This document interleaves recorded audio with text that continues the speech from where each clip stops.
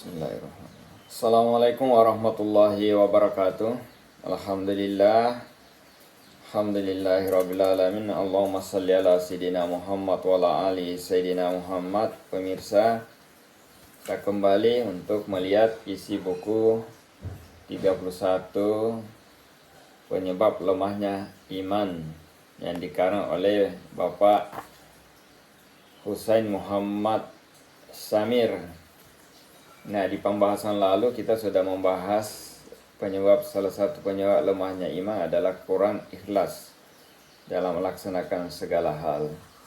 Nah, yang kedua ini kita mencoba melihat satu asbab penyebab lemahnya iman adalah lalai dalam melaksanakan ibadah sehari-hari. Nah, di buku ini ada satu riwayat yang menjelaskan apa yang dilakukan oleh Sayyidina Abu Bakar. Sayyidina Abu Bakar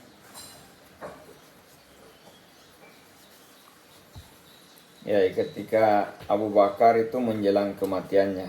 Abu Bakar As-Siddiq sebenarnya kita ketahui adalah salah satu 4 khulafaur rasyidin dan sahabat paling senior dari Rasulullah.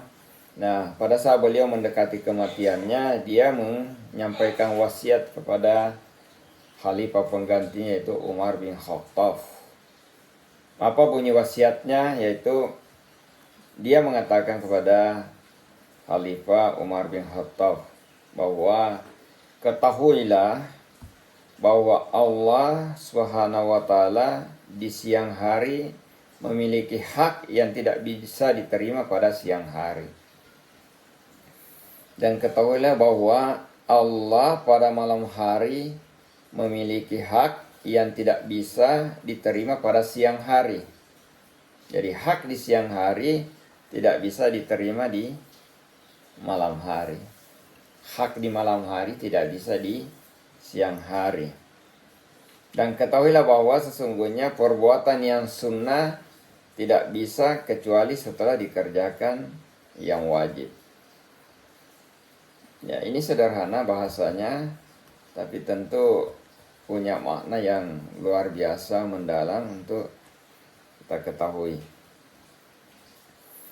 Jadi dalam wasiat tersebut Abu Bakar menjelaskan suatu metodologi untuk memupuk keimanan. Karena keimanan itu membutuhkan pupuk, butuh kebiasaan, butuh habit, butuh budaya juga. Itu keimanan kita, dibutuhkan kebiasaan yang terus-menerus, rutin dan tidak putus. Oleh karena itu dia perlu dipupuk terus-menerus. Nah, inilah metodologi apa yang disampaikan oleh Abu Bakar bahwa hak di siang hari itu tidak bisa diterima di malam hari. Apa itu? Ya, salah satu adalah sholat. Sholat di siang hari tidak bisa dilaksanakan di malam hari. Sholat asar tidak bisa dilaksanakan di malam hari. Itu hak. Itu hak untuk diberikan kepada itu sholat menghadap Allah. Itu tidak bisa diterima di malam hari. Nah, itulah ibadah sehari-hari 5 waktu itu yang dilaksanakan tepat waktu, ada waktunya, ada siang, ada subuh, ada isya, ada maghrib. Itu yang dimaksud dari hak di malam hari tidak bisa dilaksanakan, diterima itu di pagi hari. Dan sholat sunnah itu tidak bisa dilaksanakan, tidak akan diterima jika tidak dilaksanakan dulu yang wajibnya. Jadi sunat itu cuma penambah, tapi yang wajib adalah harus salat sunat. Jadi ada hal-hal yang harus dilaksanakan. Nah, jika seseorang mengabaikan semua ini, maka hal itu dapat melemahkan iman dan bahkan merubah konsistensi kita, melemahkan konsistensi kita. Dan tentunya ibadah kita tidak bisa diterima. Sholat asar dilaksanakan di malam hari tentu tidak bisa diterima. Itu sudah lewat. Mau dibilang masbuk juga tidak. Masih untung masbuk. Tapi kalau dilaksanakan sudah melewati waktunya, maka tidak akan diterima lagi. Dianggap tidak melaksanakan sholat itu. Nah, itulah besarnya kita untuk melaksanakan konsistensi untuk melaksanakan ibadah tersebut menurut di buku ini. Itulah yang menyebabkan keimanan kita akan menambah kuat. Sebaliknya kalau tidak dilaksanakan itu yang akan memperlemah ibadah, nilai keimanan kita. Makanya salah satu yang menyebabkan lemahnya iman kita, menurunnya iman kita adalah pelaksanaan ibadah-ibadah itu yang tidak konsisten, lalu terlambat dan mengabaikan, memandang enteng, hanya tidak berbekas di hati kita. Itu yang dijelaskan. Nah, memang ada beberapa rintangan yang untuk melaksanakan ibadah tersebut. Rintangan paling besar akan kita hadapi saat ini khususnya pada diri kita adalah mereka yang bersifat konsisten. Ya, kalau tidak konsisten, antara konsisten dan tidak konsisten itu.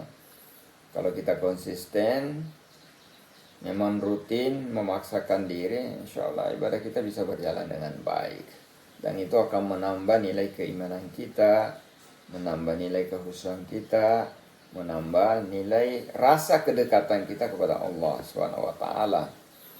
Jadi di saat ini, makanya kalau konsisten, maka tingkat kehusuan kita mungkin akan semakin baik. Dan itu terus menerus dilaksanakan agar bisa memperbaikinya. Nah, salat pentingnya ini ibadah tadi yang wajib itu yang merupakan hak Allah itu akan membuat dan menjadi penentu diterimanya sholat sunat kita. Kalau yang wajib kita tidak laksanakan, bagaimana sunat mau diterima? Kan tidak akan mungkin. Oleh karena itu, rintangan yang tadi adalah masalah konsisten tadi yang harus dilaksanakan. Nah, sedikit sekali orang memperhatikan hal-hal seperti ini. Maka orang yang multasim, ada yang multasim ini, ada orang yang dijelaskan dalam buku ini. Orang yang multasim hendaknya memiliki kemauan keras. Jadi orang yang ingin betul-betul meningkatkan keimanannya, nilai ibadahnya harus bekerja keras untuk melakukan ibadah, memaksakan diri untuk hadir di ibadah tersebut. Maka kita harus berpacu, harus menguatkan diri, harus memaksakan diri, dan terus menjauhkan diri dari hal-hal yang bisa merusak keinginan ibadah kita sehari-hari. Itu yang menjadi penentu, salah satu penyebab lemahnya kita. Nah, pemirsa, kemudian yang kedua, saya lanjut saja. Apa yang menyebabkan kita menjadi lemah iman, termasuk juga yaitu kecenderungan kepada apa yang telah berlalu. Apa yang sudah berlalu? Ya, ketika seorang hendak bersikap konsisten tadi, tiba-tiba ia merupakan sesuatu perpindahan dalam hidupnya, di mana pada masa lalu ia hidup dengan penuh maksiat kepada Rabb-nya, maksiat kepada Allah, dipermainkan setan dan penuh keguncangan dalam hidupnya. Kemudian ia berpindah menuju kestabilan rohani dan ketenteraman. Di sini ia menemukan perbedaan yang mana jauh antara kehidupan masa lalu dan kehidupan sekarang. Nah, itu ketika orang hijrah, berubah dari masa lalu yang penuh maksiat, tiba-tiba dia masuk ke yang penuh syariah, keberkahan, maka kan menambah keimanannya. Tapi kalau kita cenderung pada kehidupan yang masa lalu, maka itu akan melemahkan. Cenderung kembali kepada maksiat, tidak mau berubah, dan lain sebagainya, ya itu akan memperlemah iman kita. Nah, biasanya di tengah kita hijrah, sering muncul ingatan masa-masa tertentu pada masa lalu. sahabat-sahabat yang lalu, berbagi perilaku mereka, kemudian yang melepaskan tali kekang untuk menelusuri mana masa lalu. Ada sering itu, ingin menelusuri kembali, ingin bernostalgia. Tiba-tiba misalnya dipanggil oleh teman, mari kita bernostalgia dulu. Cuma sedikit. Oh, saya tidak minum. Dan dia bilang, temannya membujuknya, sedikit saja. Cuma selebar, cuma sekedar nostalgia. Kalau dia tergoda misalnya dia bilang, oh iya, yang penting sedikit sedikit, dia akan berubah di situ. Ini berpotensi untuk merusak kembali benih-benih keimanannya yang sudah mulai tumbuh, yang sudah mulai kuat, karena terpengaruh oleh pengaruh teman, oleh lingkungan. Dan memang selama ini lingkungan ini sangat berpengaruh. Kalau kita tidak bina, tidak pupuk, tidak latih, dan tidak konsisten pada apa yang kita sudah laksanakan, maka ada kecenderungan untuk kita bisa tergoda kembali ke masa lalu. Apalagi kalau di lingkungan kita belum banyak yang berubah, kebanyakan teman-teman kita itu. Maka di saat seperti itu kita akan hidup di dua arus yang saling tarik menarik, antara arus ketaatan dan arus kemaksiatan. Arus ketaatan maksiat. Apa kita maksiat atau taat? Nah, itu akan terjadi pertempuran, kondisi pertempuran psikologis antara kebenaran dan kebatilan. Ini memang luar biasa untuk mempertahankan ketika kita sudah hijrah, kemudian digoda kembali untuk ke masa lalu. Berarti kita tidak konsisten, kita akan berubah satu sama lain. Nah, kalau para ulama mengatakan sepatutnya orang yang telah bertaubat untuk memisahkan diri dari keadaan-keadaan yang biasa ia lakukan di masa maksiat, serta berpaling secara menyeluruh dari semua itu dan menyibukkan diri pada hal-hal yang mendukung sikap konsistensinya. Nah, ini berat, saudara, karena di lingkungan, tetapi ya itulah ujian dari Allah untuk konsisten ketika kita sudah meninggalkan maksiat, minum-minum, suka ya mabok-mabok dan lain sebagainya. Kita mau meninggalkan itu, ini butuh keseriusan, konsisten, dan memang butuh pengorbanan perasaan, meninggalkan teman-teman yang tadinya tidak mau konsisten, dia mengambil jalur sendiri. Ya, itulah ini. Ini poin penting harus diperhatikan, sebab di tempat itu ya setan yang sangat berperan, selalu berusaha untuk melakukan tipu dayanya terhadap mereka yang telah bertaubat agar kembali pada sahabat-sahabat lamanya yang maksiat tadi, dengan alasan mengajak mereka untuk kembali ke jalan Allah. Jadi setan itu mau memutar balikan fakta. Oh ya,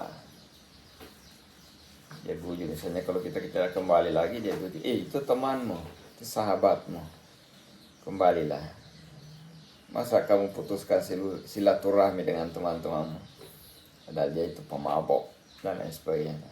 Itu salah satu yang menyebabkan lemah iman kita adalah selalu mengingat masa lalu, apalagi masa lalu yang kelam, masa lalu yang penuh maksiat, dan masa lalu ada ketidakkonsistenan kita di situ. Dan itu pelajaran kita untuk menggapai semua itu. Kemudian yang ketiga, sahabat yang disampaikan adalah penyebab lemahnya iman menurut buku ini adalah minimnya pendidikan mental. Yang dimaksud dengan pendidikan mental di sini adalah didikan seseorang kepada diri sendiri, di mana ia mendidik dirinya serta mengarahkannya kepada arah yang syar'i yang benar sesuai dengan tujuan yang diciptakannya manusia. Oleh karena itu manusia dituntut untuk mensucikan dan mendidik dirinya. Nah, ada firman Allah di sini, qad aflaha man zakkaha wa qad khaba man dassaha. Jadi sesungguhnya beruntunglah orang yang mensucikan jiwa itu, dan sesungguhnya merugilah orang yang mengotorinya. Ini dalam Quran surah Asy-Syam ayat 9-10. Pendidikan mental mensucikan diri, artinya berusaha merubah diri untuk merubah setiap perilaku yang tidak baik. Mensucikan diri adalah dengan melakukan ketaatan kepada Allah, bertakwa kepada Allah. Sedang mengotori jiwa adalah dengan melakukan maksiat, melakukan hal-hal yang dilarang oleh Allah, mengingkari, menjauhkan diri dari perbuatan kebenaran, justru melakukan kemaksiatan. Itu mengotori diri yang dimaksud di buku ini. Jadi pendidikan mental kepribadian tentu adalah tuntutan yang mendesak harus dilakukan di sini untuk jiwa manusia. Nah, kalau sekarang ada misalnya presiden mengatakan revolusi mental, yang dimaksud sebenarnya yang ini, memperbaiki diri dari hal-hal yang tidak baik ke yang lebih baik, yang nilai syariah yang harus kita laksanakan itu. Nah, ini penting karena merubah mental seseorang itu bukan persoalan gampang, karena merubah kebiasaan, merubah budaya, merubah semua hal-hal yang sudah mendarah daging, sudah mengakar pada diri kita. Ketika kita mau merubah, itu butuh kerja keras, butuh istiqomah, dan butuh pengorbanan memang.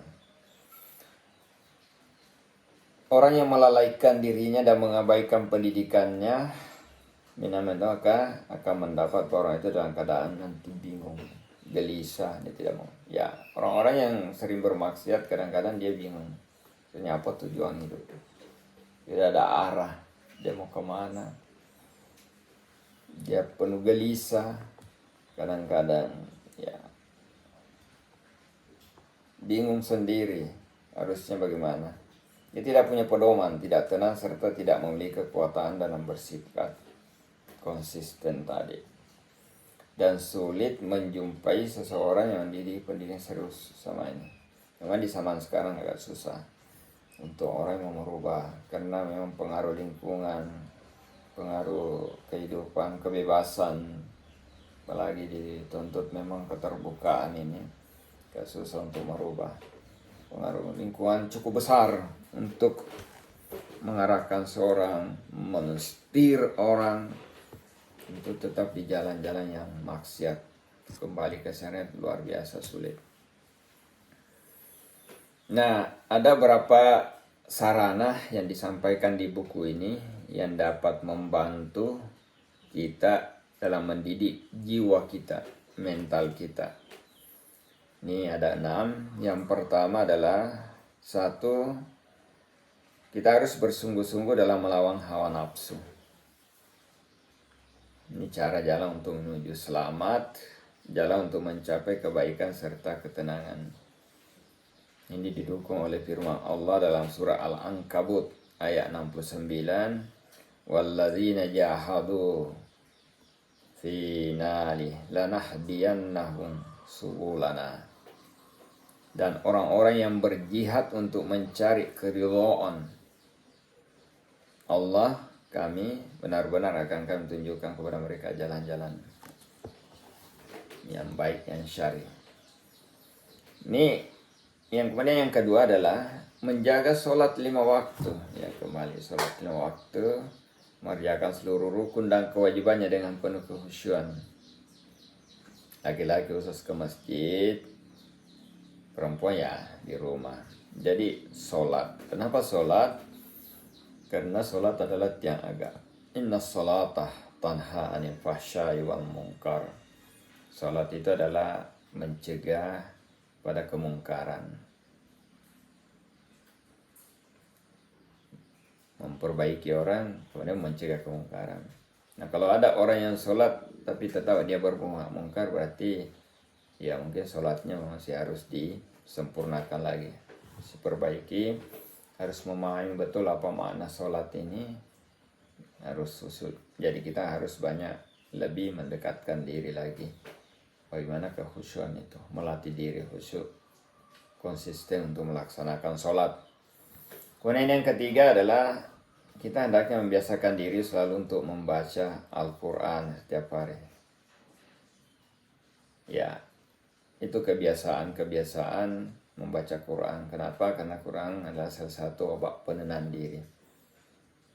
Al-Quran adalah syifa, obat menenangkan diri, obat mental. Kalau kita baca Quran, membaca maknanya, di situ akan terkandung larangan, ada perintah, ada ancaman, ada kesenangan, ada ketenangan. Ya, itu merupakan pedoman. Jadi kenapa harus dibaca Quran? Yang artinya supaya memahami betul apa sebenarnya pedoman hidup ini. Quran itulah pedoman hidup kita. Kemudian yang keempat, saudara-saudara, adalah melaksanakan sholat malam.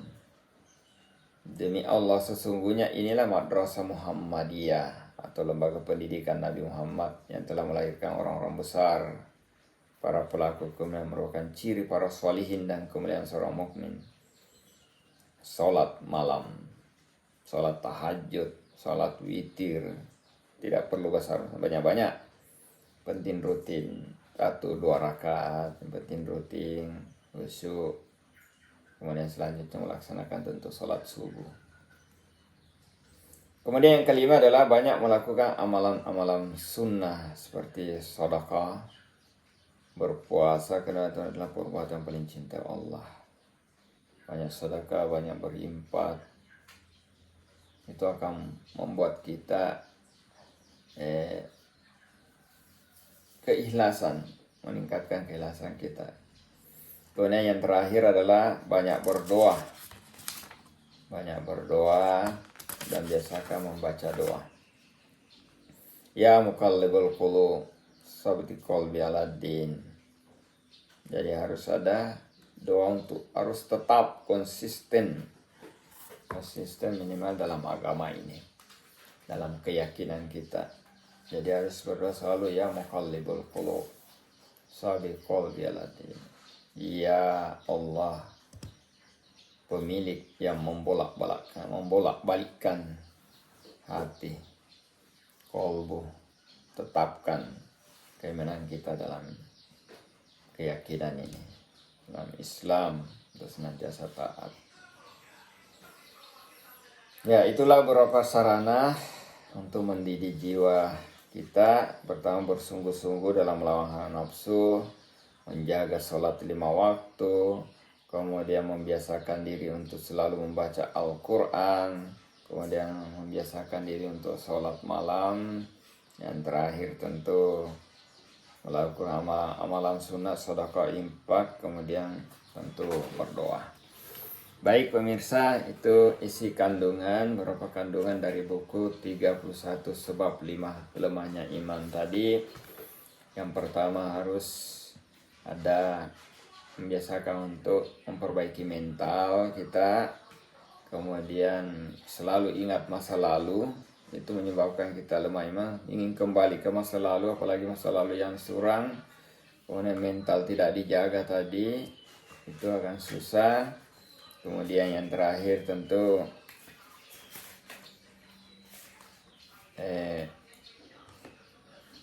lemahnya iman tadi, kecenderungan pada apa yang terlalu berlalu, kemudian minimnya pendidikan mental, dan terakhir tentu itu masalah lalai dalam melaksanakan ibadah sehari-hari.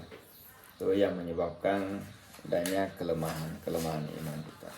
Baik pemirsa, demikian isi dari buku 31 lebabnya sebab lemahnya iman. Mudah-mudahan ada manfaat dan ada gunanya. Terima kasih. Assalamualaikum warahmatullahi wabarakatuh.